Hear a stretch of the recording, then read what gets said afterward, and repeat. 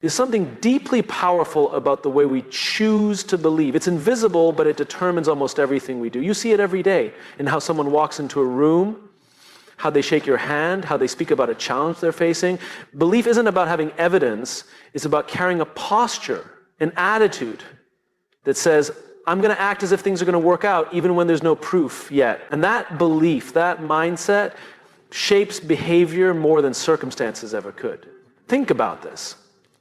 Two people are faced with the same challenge. One believes they'll fail, the other believes they'll figure it out. Same problem. Two completely different responses. The first hesitates. They second guess, they avoid. The other leans in, they ask questions, they try things, they adapt. It's not that the second person is smarter or more talented, it's that they've already made a decision in their mind. This will work out, I just need to keep moving. And that belief changes how they behave. It fuels persistence, it fuels clarity, it fuels progress. We're often told to be realistic, as if realism is the same thing as resignation. But when people say be realistic, what they usually mean is don't expect too much.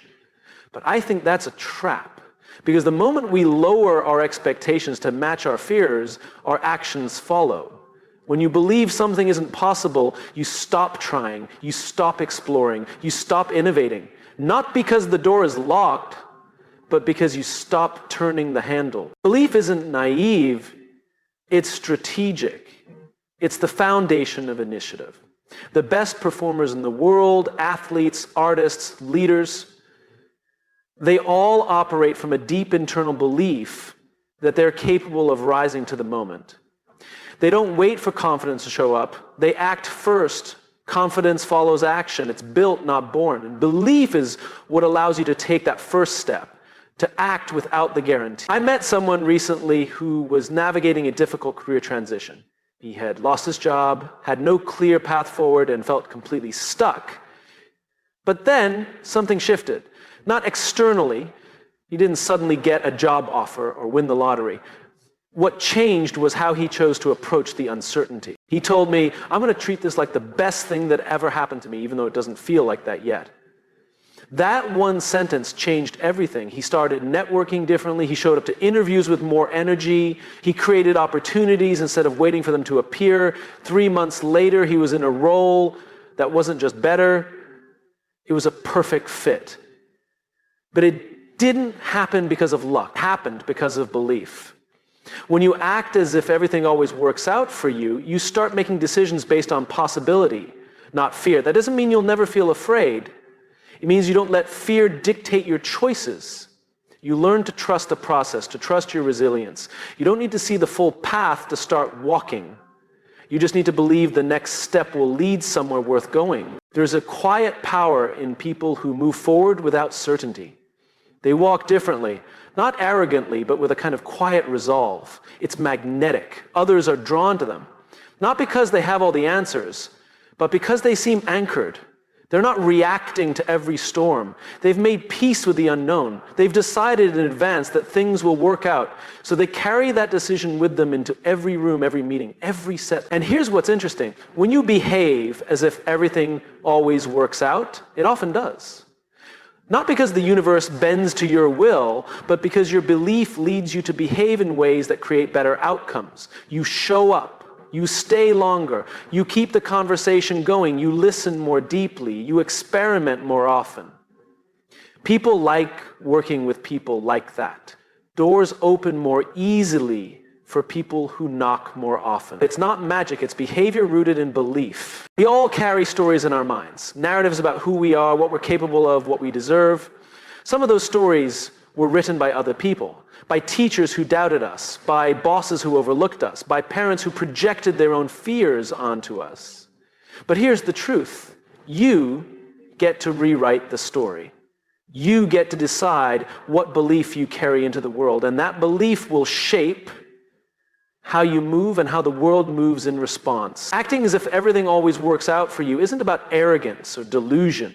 It's about grounded optimism. It's about saying, no matter what happens, I'll find a way through this. I'll learn, I'll grow, I'll become stronger. And that's not pretending, that's preparing. That's choosing to believe in your capacity to rise even when the ground feels shaky. The people who inspire us most are never the ones who had it easy. They're the ones who kept going when things didn't make sense. The ones who chose belief in the face of uncertainty. They acted as if, not because they knew they'd succeed, but because they knew who they were wouldn't quit. That's what we remember. That's what moves us. So next time you face something uncertain, something unclear, remember, the most important decision isn't what you do, it's what you believe. Because belief shapes behavior and behavior shapes outcomes. Choose wisely. Choose to act as if it's all working in your favor, because the moment you do, you've already changed the game. We are storytellers, all of us. Whether we realize it or not, every day we're telling ourselves a story about who we are, what's possible, and how the world works. And the thing is, our brains believe it, not because it's true, but because it's familiar. Because we've said it enough times. This isn't just poetic, it's biological. Our brains are wired for narrative. They're constantly trying to make sense of the world, to create coherence. When something happens, good or bad, the brain asks, what does this mean? And depending on the story we're already telling ourselves, we'll give it a very different answer.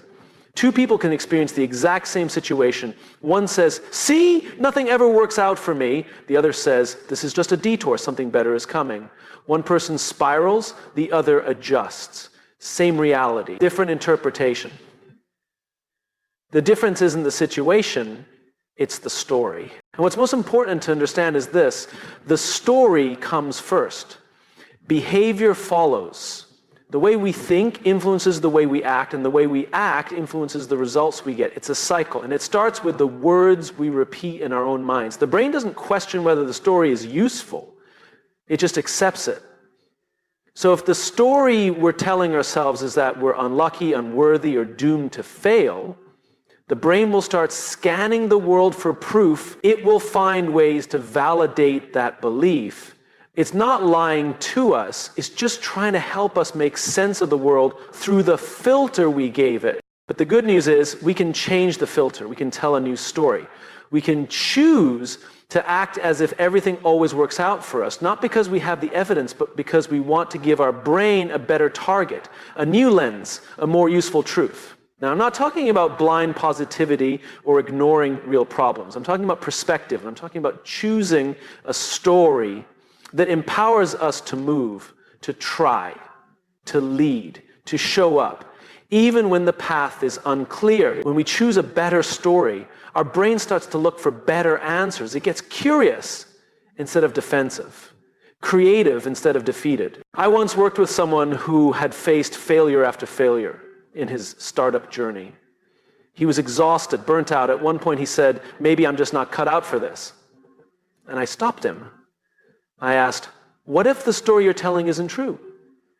What if every setback is just preparing you for something better? And you just haven't seen it yet. He paused. That one question reframed everything. He didn't suddenly succeed overnight, but he began to show up differently. He asked better questions. He saw every challenge as part of the process, not a signal to quit. 6 months later, his third attempt caught traction. Not because he got smarter, but because he started telling a different story. One where failure wasn't final, one where everything was working for him, not against him. The brain believes the voice it hears most often. And that voice is usually our own. The way we talk to ourselves becomes the soundtrack of our lives. So when we choose to act as if things always work out, we're not pretending, we're programming. We're giving our minds a framework to respond with strength, not fear. This shift changes how we walk into meetings, how we deal with criticism, how we face rejection. If we tell ourselves that every rejection is redirection, then we no longer fear it, we embrace it. If we believe that every obstacle is an invitation to grow, we stop avoiding challenges and start seeking them out. The story gives the brain a job. Find the good, find the lesson, find the way forward. And because the brain wants to help, it starts delivering on that request. I think we often underestimate how much power we actually have over our own mindset. We wait for external validation to believe good things are coming, but the truth is belief doesn't follow evidence, it creates it. When we believe that everything always works out, we act in ways that align with that story. We become more open, we build trust, we persevere longer, and those behaviors over time lead to outcomes that look a lot like things working out. Think about the leaders who've made the biggest impact in your life. Chances are they weren't the smartest or the most talented people in the room. But they had a way of making you believe, not in hype, not in fluff, but in possibility. They helped you see a version of the story where you mattered, where your contribution had meaning, where progress was possible. That's what great leaders do. They tell a better story, and they tell it so consistently that people begin to live into it. We can do that for ourselves too. We can become our own leader, not in some cliche self-help way, but in a grounded, practical way. When you wake up in the morning, you can choose what narrative you feed your mind. Is today a threat, or is it an opportunity? Is the challenge ahead a roadblock or a stepping stone? Are you unlucky, or are you in the middle of a great story that hasn't reached its turning point yet? The brain will follow your lead. It will believe what you repeat. So choose wisely. Speak to yourself the way you would to someone you care deeply about. Tell the story of resilience, of momentum, of trust. Act as if the best is yet to come. And not only will your mindset shift, but so will your actions, your energy, your results. Because in the end, the story we tell ourselves isn't just a reflection of who we are. It's a blueprint for who we're becoming. Tell a story worth believing and then live it. There's a common misunderstanding about optimism. People hear the word and immediately think of naivete, like optimism means ignoring reality or pretending everything is fine when it clearly isn't. But that's not optimism, that's denial. Real optimism is not about avoiding the hard things, it's about choosing how we face them. It's not wishful thinking, it's disciplined thinking. It's a choice to see what's possible, even when what's in front of you feels impossible. Discipline is the key word. Optimism is a practice, a mindset we commit to. And like anything worth doing, it takes effort, it takes intention, it takes work. Because the truth is, pessimism is easy. Cynicism is easy. Doubt comes naturally. The world constantly gives us reasons to believe things are falling apart, that we're running out of time, out of chances, out of hope. But optimism, that's something you have to choose, and you have to keep choosing it, especially when it's hardest. You can't just wait to feel optimistic. That's like waiting to feel strong before you go to the gym. It doesn't work that way. You build strength by showing up. You build optimism the same way, by training your mind to search for hope, to search for solutions, to stay grounded in the belief that there's always another step forward, even if it's small. Even if it's messy, even if it doesn't look like progress yet. I've met leaders who carry this kind of optimism like armor. They walk into tough situations, not with arrogance or false cheer, but with a calm presence that says, we'll figure this out, we've got this.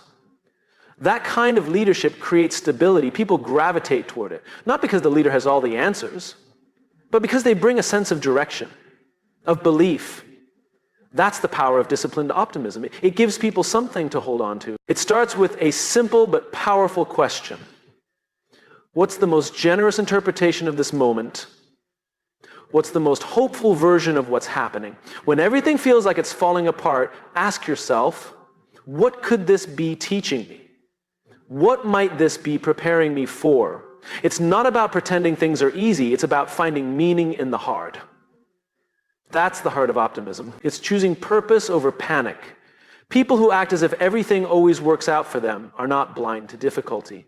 They've just trained themselves to hold two truths at once, that things are hard and that things are still moving forward, that setbacks sting and that they still carry value, that they may not be where they want to be yet and that they're still on the right path. That duality takes discipline. It takes emotional maturity and it takes daily practice. Think about the difference between someone who sees a failure as the end versus someone who sees it as feedback. The second person isn't immune to disappointment. They just choose to use it. They say, this didn't go the way I wanted, but what does it make possible now? Now, mindset doesn't happen automatically. It's built. And the more you use it, the stronger it gets. We live in a culture that celebrates results, but real growth happens in the middle, in the unknown, in the waiting, in the not yet. And it's in those moments that optimism becomes either a lifeline or a liability. The kind that says, I'll only believe when I see proof, will collapse under pressure. But the kind that says, I'll keep showing up even when it's unclear, that's the kind that lasts. That's the kind that leads. Some people think optimism is soft, but I believe it's one of the toughest stances you can take. It's refusing to let your spirit be shaped by fear. It's standing in uncertainty and saying, I don't know how, but I know we'll make it through. That's not weak, that's courageous. And here's the truth, optimism doesn't guarantee that everything will work out exactly the way you want, but it guarantees that you'll be ready when it does. It puts you in motion, it keeps you open, it keeps you resourceful, it gives you a reason to keep trying when others have stopped. It keeps you in the game. I once heard someone say, hope is not a strategy. I disagree. Hope is where strategy begins. Hope gives birth to action. Without hope, there's no reason to plan, to solve, to try. Optimism lights the fuse. It says this is worth pursuing. And when we act from that place, we do better work. We collaborate better. We think more creatively. We bounce back faster. We become more resilient. Not because we're avoiding the pain, but because we're refusing to be defined by it. When you act as if everything always works out for you, what you're really doing is choosing disciplined optimism. You're saying, I know things won't be perfect, but I trust myself to learn. I trust myself to learn. I trust that the future holds more than what I can see today. And that mindset changes everything. Not instantly, but steadily. It doesn't mean you won't have moments of doubt. Of course you will. We all do. But optimism isn't the absence of doubt. It's what you return to after doubt. It's the home base, the anchor, the mindset you recalibrate to when the winds of uncertainty blow hard. And when you hold that space for yourself, for your team, for your future, you become the kind of person others want to follow. Not because you paint a perfect picture, but because you offer a believable future. A future built on effort, on values, on resilience, on trust. So when you're tempted to give in to discouragement, remember this. Optimism is not about ignoring the dark. It's about choosing to light a candle anyway. It's the quiet, consistent discipline of saying, we are not done yet. There's still something here. There's still something worth building. That discipline, that posture, that mindset is what turns ordinary people into extraordinary leaders. Not because they never fall, but because they never stop believing in the rise. There's a moment before every decision where we hesitate.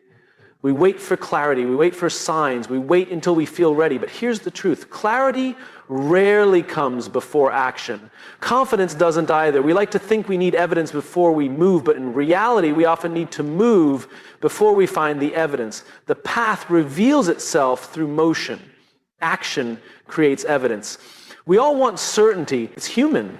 We want to know how things will play out before we invest our energy, our time, our heart. But in most of life, certainty isn't a starting point, it's an outcome. And it only shows up after we've already taken steps into the unknown. There's this idea that belief is something we must have before we act, that we must believe in ourselves completely before we try something new, before we speak up, before we lead. But that's backwards. Belief grows from action. Each step forward, no matter how small, gives us something real to stand on, something to learn from, something that says, you're doing it, keep going. The people we admire, the ones who seem brave or bold or confident, they didn't wait until they felt certain. They moved anyway. They acted without a guarantee. And because they moved, they discovered something about themselves, about the world, about what was possible. When you act as if everything always works out for you, you begin to create that evidence in real time. It's not fake confidence. It's a choice to behave in alignment with the outcome you want before you have the proof. And when you do that, when you show up with energy, optimism, resourcefulness, the world starts to meet you with opportunities that wouldn't have shown up if you'd stayed still. Imagine standing at the edge of a foggy path. You can't see more than 5 feet ahead. You could wait for the fog to lift. But what if it doesn't? Or what if the fog only lifts as you walk? Every step forward reveals more. And that's how life works. That's how progress works. The movement is what makes the future visible. I've worked with people who spent years waiting for the perfect moment, waiting for the fear to go away, waiting for a green light from someone else. And what they realized, often painfully, is that waiting doesn't produce new data. It just strengthens doubt. The longer you wait, the louder your fears become. But when you act, even in a small way, you give your brain something new to work with. You interrupt the fear loop. Action disrupts the narrative of helplessness. It breaks inertia. It sends a message to yourself, I'm not stuck, I'm not powerless, I'm in motion. And that shift from passivity to agency, that's where everything begins to change. One of the most liberating truths is this. You don't have to feel ready to begin. Readiness is not a prerequisite, it's a byproduct. It grows with each action. You speak up in the meeting and suddenly you feel a little braver. You send the proposal, you realize you survived. You try, you fail, you learn, you adjust. And each cycle of doing builds your internal library of evidence. I can handle this, I'm stronger than I thought. Let me tell you about a woman I once coached. She wanted to start her own business. She had the idea, the passion, the vision, but she kept stalling. She said, I just need to be sure this will work. But what she really needed was movement. So I asked her to start small. Make one call, send one email, pitch one person. And what happened? She heard no a few times. But she also got a yes, and that one yes gave her more evidence than any amount of sitting still ever could. This is how momentum is built, through motion. Not giant leaps, just consistent, intentional steps in the direction of your vision. Each one adds weight to the belief that what you want is possible. Each one invites the world to respond. And often, the world does respond. Not always how we expect, but in ways that remind us we're not crazy for trying. But we have to stop treating action like a reward for confidence. Action is the engine. Confidence is what shows up after you've been in the seat for a while. And when you act from the belief that things are working out for you, you don't need immediate results to feel validated. You're not chasing proof, you're creating it. There's also something contagious about this mindset.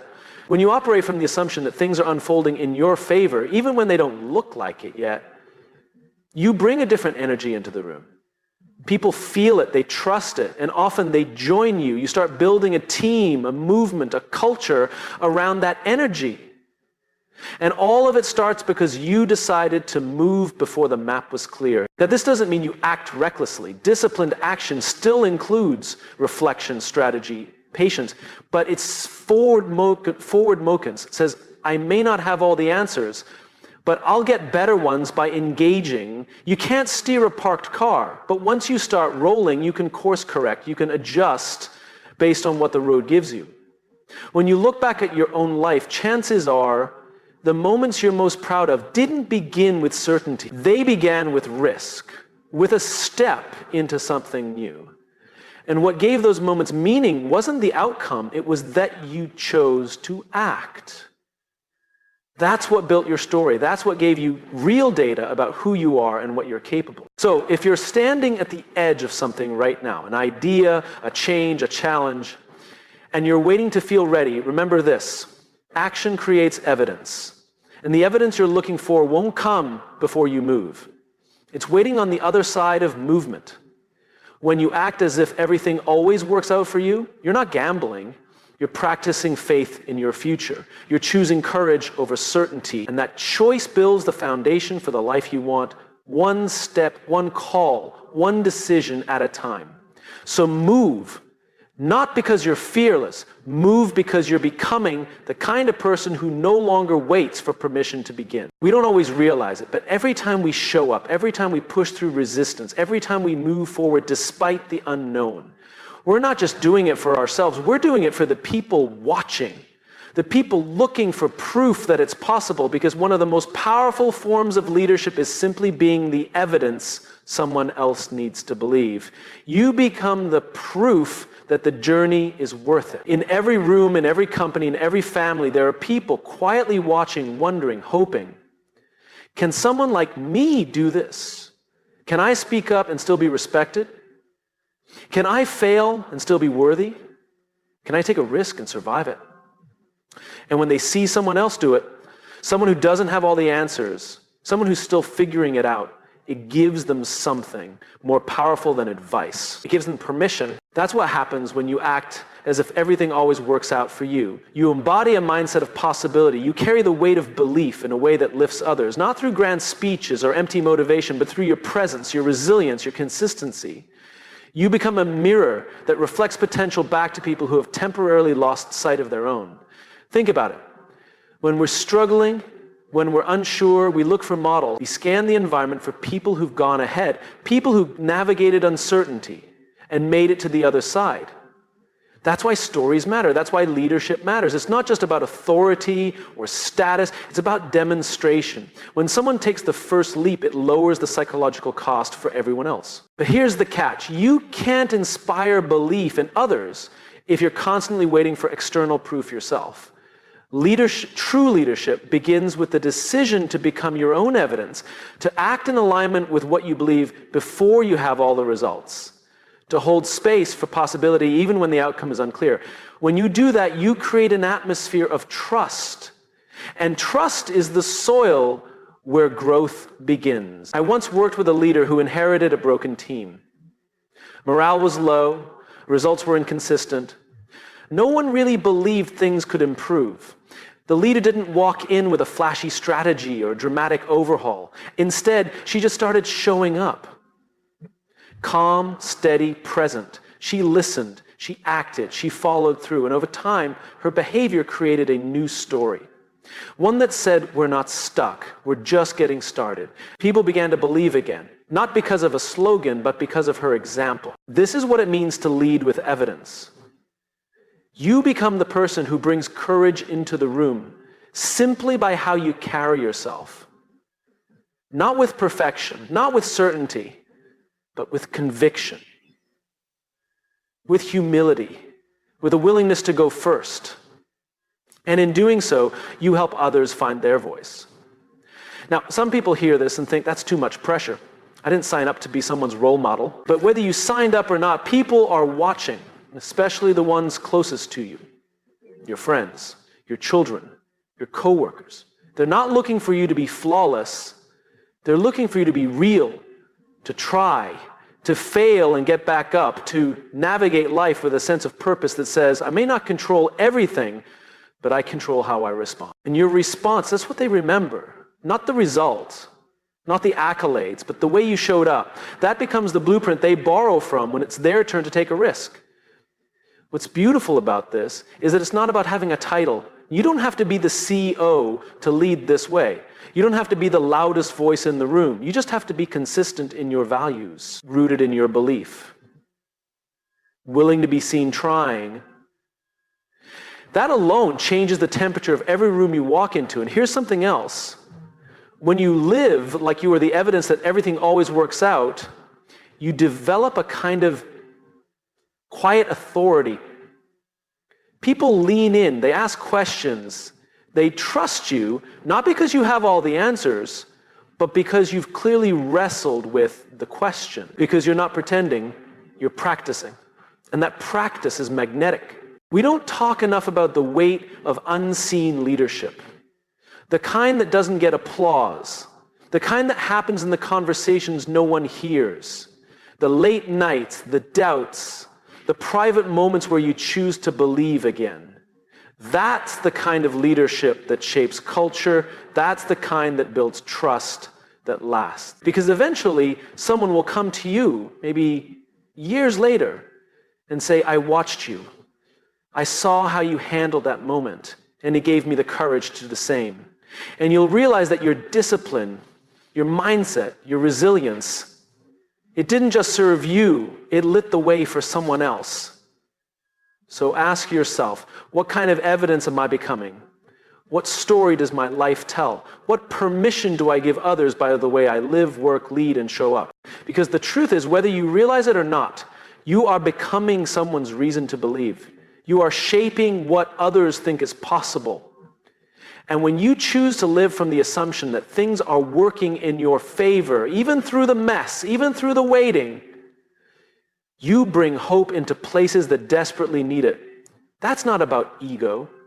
It's about service. It's about responsibility. And it's about legacy. The way you live becomes part of someone else's story. So keep showing up.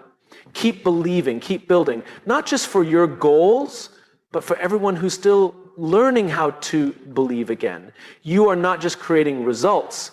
You're creating ripple effects. And that ripple, that impact, begins the moment you decide to be the evidence you once needed yourself.